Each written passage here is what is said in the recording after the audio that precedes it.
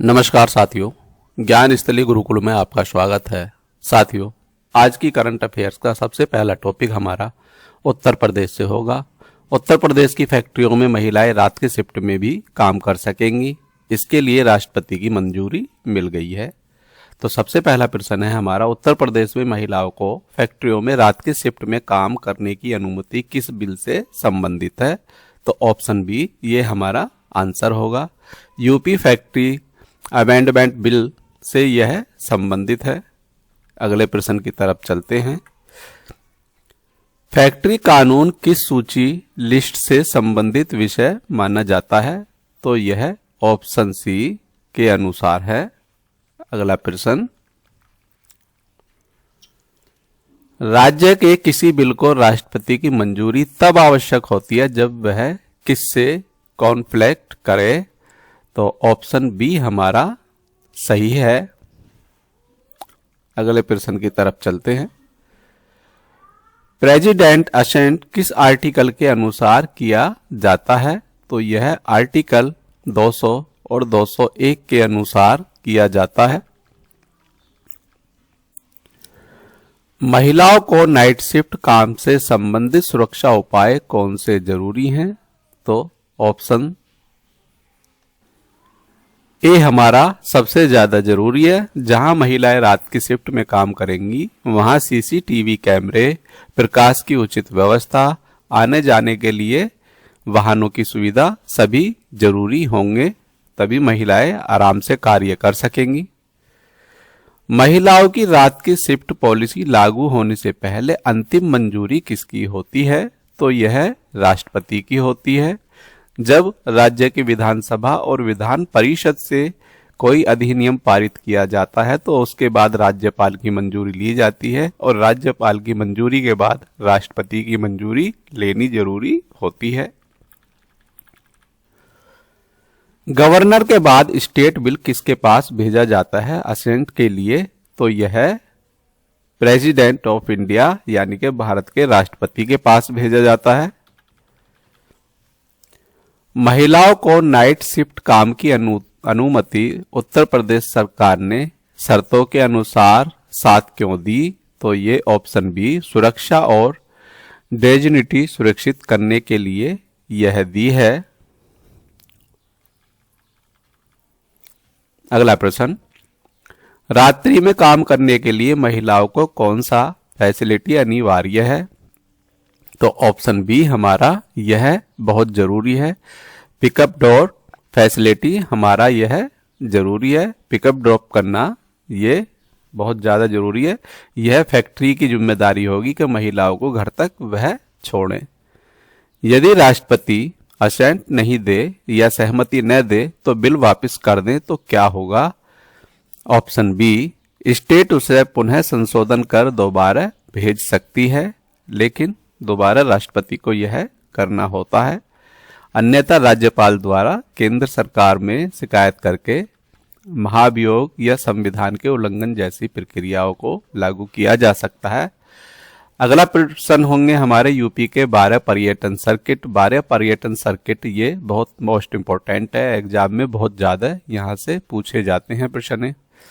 तो यहाँ से पहला बौद्ध सर्किट हमारा सिद्धार्थ नगर, श्रीवास्तव, बलरामपुर, कुशीनगर, संत नगर जो संत कबीर नगर है और वाराणसी, इनको मिला के बौद्ध सर्किट बनता है। ये जितने भी जिले हैं इनका हमें पता होना चाहिए बौद्ध सर्किट के अंदर कौन कौन से जिले आते हैं। इन जिलों में गौतम बुद्ध से संबंधित जानकारियां हैं, इसलिए इसको बौद्ध सर्किट बनाया गया है। रामायण सर्किट अयोध्या, चित्रकूट, प्रयागराज, श्रावस्ती, सीतामढ़ी और चंद्रपुर, इनको मिलाकर इन जिलों और शहरों को मिलाकर रामायण सर्किट बनाया गया। यहाँ रामायण की जानकारी मिलती है। कृष्ण ब्रज सर्किट मथुरा, वृंदावन, गोवर्धन, बरसाना, आगरा, इनको मिलाकर महाभारत सर्किट मेरठ, हापुड़, बागपत, बुलंदशहर, गाजियाबाद, नोएडा, गौतम बुद्ध नगर, इनको मिलाकर बनता है। आध्यात्मिक नगर सर्किट वाराणसी, प्रयागराज, अयोध्या, मिर्जापुर, चित्रकूट और शक्तिपीठ सर्किट वाराणसी, काशी या बनारस, मिर्जापुर, विंध्याचल धाम, बलरामपुर, देवीपाटन, श्रावस्ती क्षेत्र, ये लिंक है इससे। वेलनेस या आयुर्वेद सर्किट गोमती व काशी बेल्ट, वाराणसी प्लस लखनऊ, इनको मिलकर होता है। इसके बाद सूफी मजार सर्किट कानपुर, लखनऊ, फतेहपुर, बहराइच। बाकी ये सारे सर्किटें हैं, इनको आप आराम से नोट कर सकते हैं, आराम से इनको पढ़ सकते हैं। पहला प्रश्न हमारा सामने है, उत्तर प्रदेश में कुल कितने पर्यटन सर्किट विकसित किए गए हैं? तो 12 पर्यटन सर्किट विकसित किए गए हैं। चलते हैं अगले प्रश्न की तरफ। अगला प्रश्न,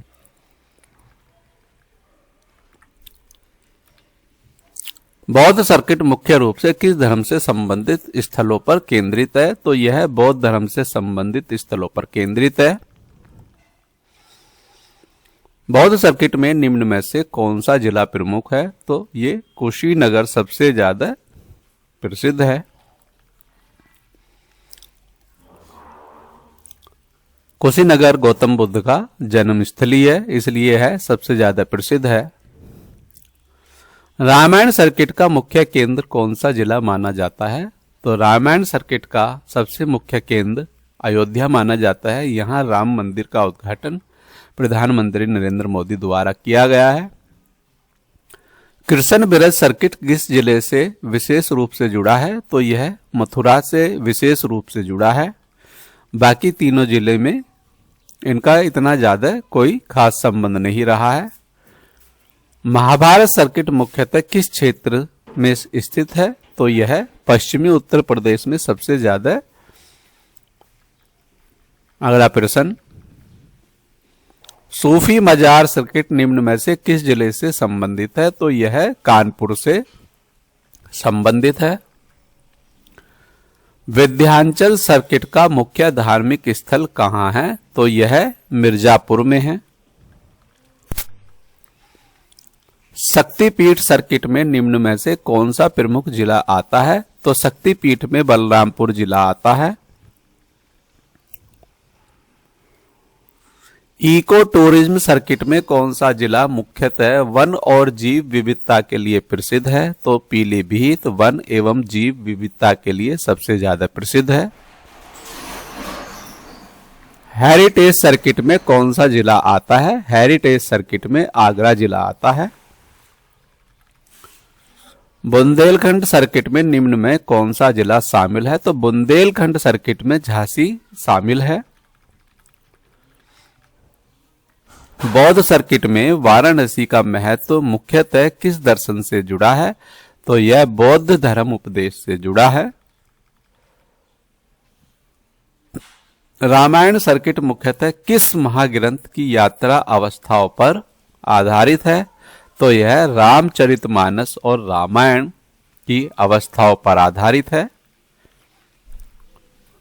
यूपी पर्यटन सर्किटों का मुख्य उद्देश्य क्या है? धार्मिक व सांस्कृतिक धरोहरों को बढ़ावा देना इसका मुख्य उद्देश्य है। इको पर्यटन सर्किट किस प्रकार के पर्यटन से जुड़ा है? तो यह जीव जंतुओं और प्रकृति से जुड़ा है। कृष्ण ब्रज सर्किट मुख्यतः किस अवतार से संबंधित है? तो यह कृष्ण से संबंधित है। महाभारत सर्किट में कुरु परंपरा का प्रभाव किस क्षेत्र में बताया जाता है? यह पश्चिमी उत्तर प्रदेश में बताया जाता है। उत्तर प्रदेश के 12 पर्यटन सर्किट किस नीति के माध्यम से विशेष विकसित किए जा रहे हैं? तो यह यूपी टूरिज्म पॉलिसी के अंतर्गत किए जा रहे हैं। यूपी पर्यटन सर्किटों में ओवरलैपिंग क्यों पाया जाता है? तो ऑप्शन बी, विषय आधारित विभाजन, सीमा आधारित यह नहीं है, यह विषय आधारित विभाजन है। देश का नंबर 1 आईआईटी बना है दिल्ली, दूसरे नंबर पर मुंबई और तीसरे नंबर पर मद्रास रहा है। इनके बारे में हमारे बहुविकल्पीय प्रश्नों की श्रृंखला। पहला प्रश्न, भारत का नंबर 1 आईआईटी कौन सा है? तो यह हमारा आईआईटी दिल्ली है।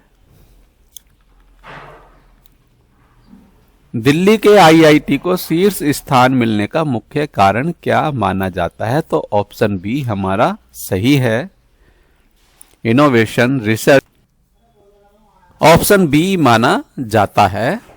अगले प्रश्न की तरफ चलते हैं। बेंगलोर से जुड़ा है।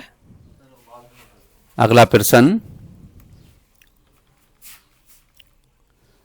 आईआईटी मद्रास किस क्षेत्र में हमेशा मजबूत माना जाता है? तो यह ऑप्शन सी हमारा आंसर है। Core engineering and manufacturing research में इसको मजबूत माना जाता है। आईआईटीज की नेशनल रैंकिंग में कौन सा पैरामीटर सबसे महत्वपूर्ण है? तो option B research output and innovation सबसे महत्वपूर्ण है। आईआईटी दिल्ली को कैपिटल एडवांटेज किस कारण मिलता है? तो ऑप्शन ए। और प्रश्न नंबर 7, सिलिकॉन वैली जैसे इकोसिस्टम का भारत में सबसे निकट रेसेम्बलेंस किस क्षेत्र से माना जाता है? तो ऑप्शन सी। अगला प्रश्न, कोर इंजीनियरिंग में डीपेस्ट लीजेसी किस आईआईटी की मानी जाती है? तो आईआईटी मद्रास की मानी जाती है। अगला प्रश्न, आईआईटी रैंकिंग में स्टार्टअप इंक्यूबेशन किस फैक्टर कैटेगरी में आता है? तो ऑप्शन बी इनोवेशन फैक्टर में यह आता है।